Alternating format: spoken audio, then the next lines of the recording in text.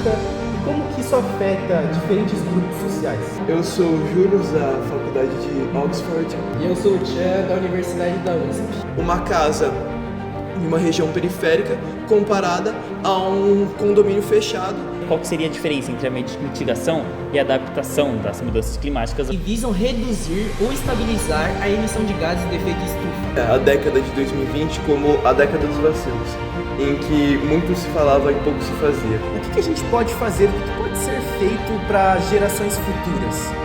Estamos preservando, rapaziada! Estamos preservando!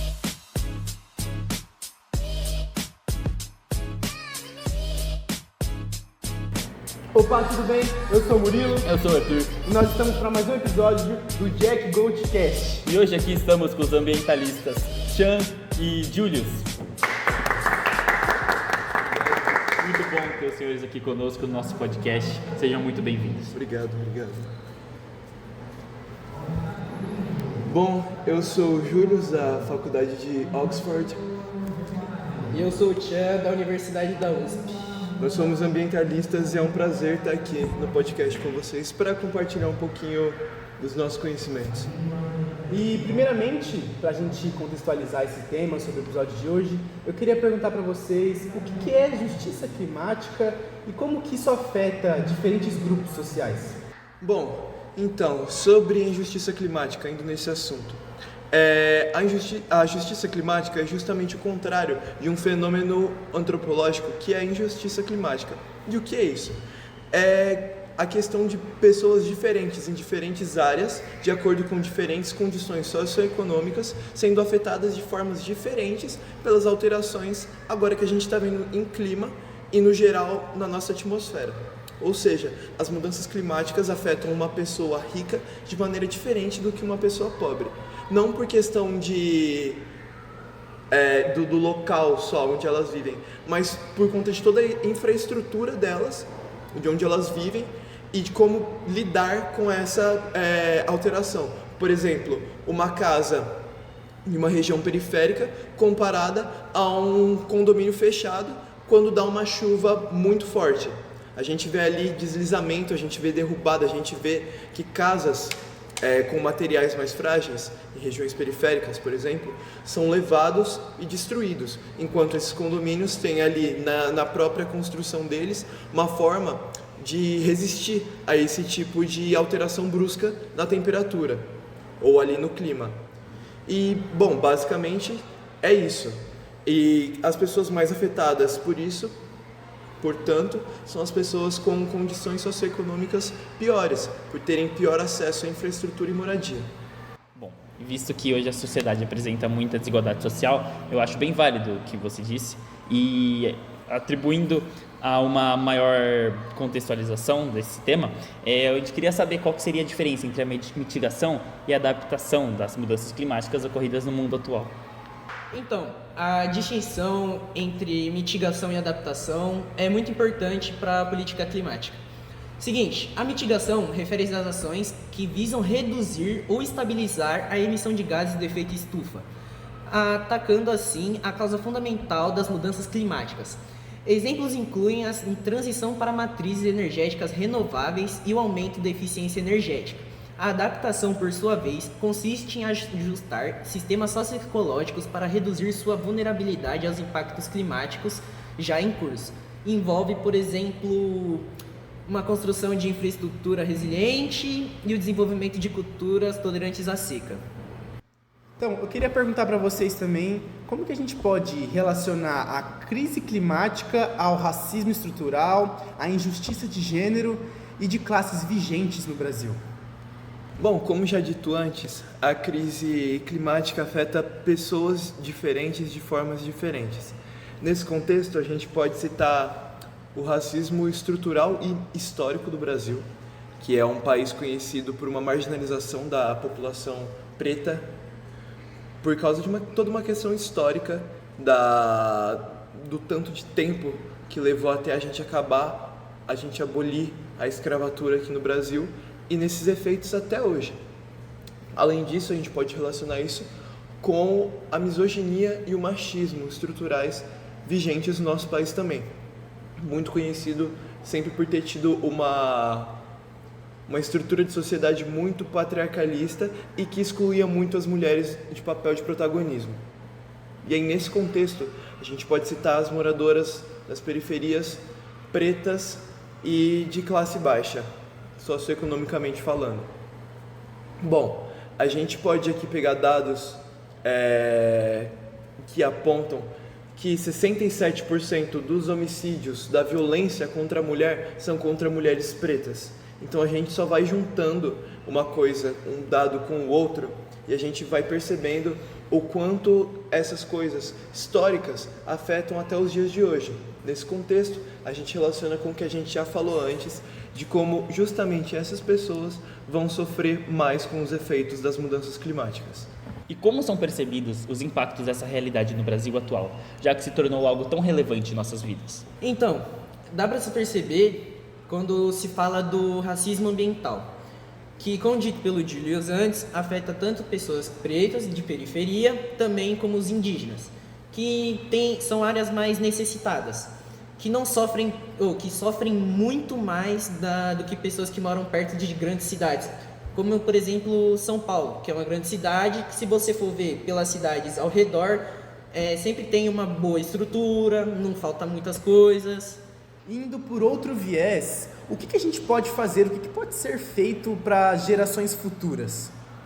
Bom, agora que a gente está falando sobre gerações futuras, os nossos descendentes, a gente pode citar, por exemplo, um ritual de nativos americanos, os indígenas iroqueses, que tomavam decisões em votações com base no que eles pensavam que ia fazer bem para os descendentes deles. E aí, nesse contexto, a gente consegue citar até mesmo um filósofo alemão, Hans Jonas, que tinha o conceito do princípio da responsabilidade. E o que é isso? É da gente pensar no impacto que as nossas ações vão causar no ambiente ao nosso redor e no que isso pode resultar para as gerações futuras.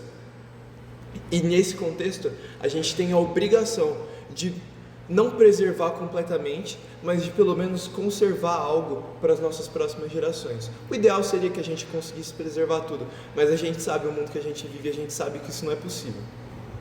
Bom, e nesse contexto, o que os governos ao redor do mundo estabelecem, o que eles fazem sobre a preservação para o futuro? Então, o que eles estabeleceram? Teve em 1972 a Declaração de Estocolmo e também teve a Declaração do Rio sobre o Meio Ambiente, onde ambas visam preservar o meio ambiente para gerações futuras, para ter uma melhor qualidade de vida e tudo mais, como visto que teve várias pioras ao longo dos tempos. Também é importante lembrar que no Brasil tem o artigo 225 da Constituição de 1988, que fala que todos os cidadãos têm direito de ter um meio ambiente ecologicamente equilibrado. Apareceu uma pergunta aqui no nosso chat e eu achei ela muito interessante e queria fazer ela para vocês. Por que as ideias de preservação não têm sido aplicadas? Bom, nesse contexto, eu consigo citar uma entrevista muito interessante que eu vi com o ambientalista Roman Krasnerick a respeito de uma fala do escritor de romance Kim Stanley Robinson, que ele descrevia a década de 2020 como a década dos vacilos, em que muito se falava e pouco se fazia. E nesse contexto, a gente consegue citar o tanto de propostas e de ideias, de campanhas de preservação ambiental que não estão sendo efetivamente aplicadas nos dias atuais, como, por exemplo, os Objetivos de Desenvolvimento Sustentável da ONU, que é uma proposta muito legal até 2030, mas que não vai acontecer. A gente já está aqui há meia década para bater essa meta e não vai acontecer. O tempo é curto demais para isso e os países não aderiram. Por exemplo, os Estados Unidos não aderiram, porque isso teoricamente atrapalharia em desenvolvimento industrial e econômico.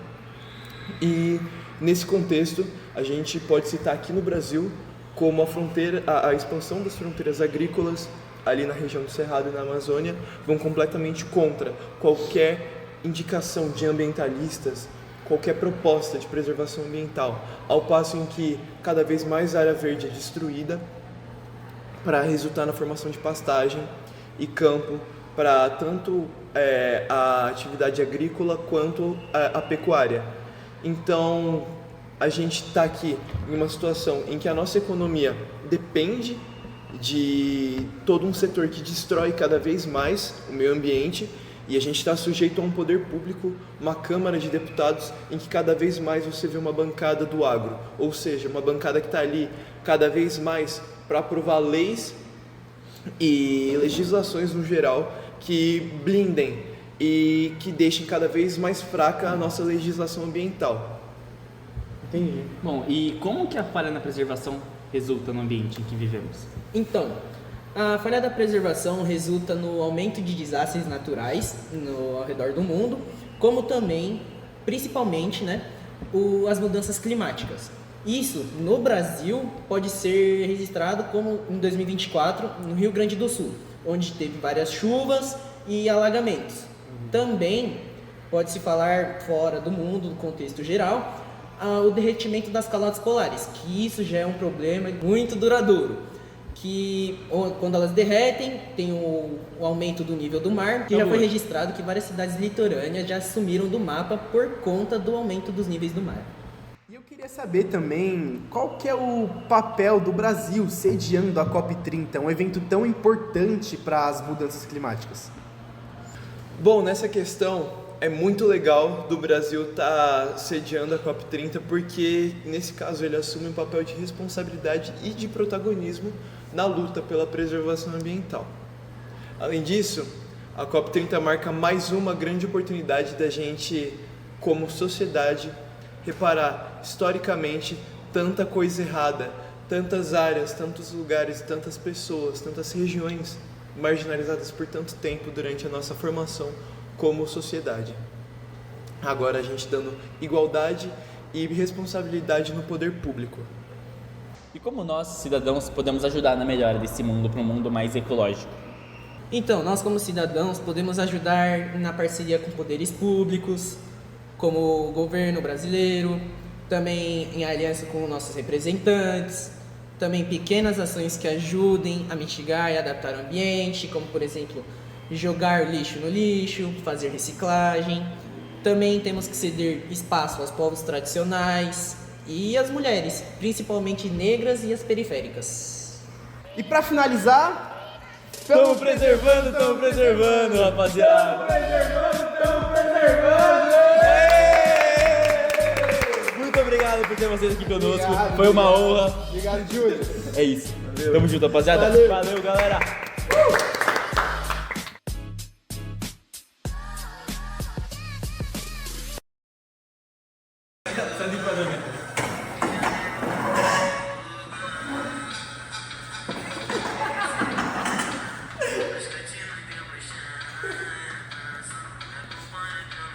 Apareceu uma pergunta aqui muito interessante para vocês e eu queria fazer ela.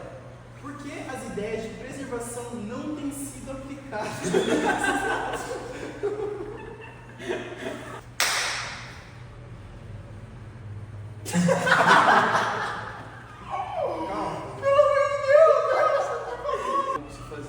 Não se mexe, que eu tô dando tempo. Para. Respira, rapaziada, respira. O bagulho é sério, a gente pode ficar aqui de boa.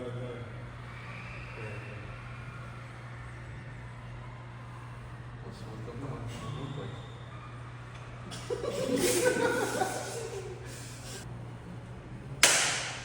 Então, eu queria fazer uma pergunta pra vocês aqui que eu achei muito interessante.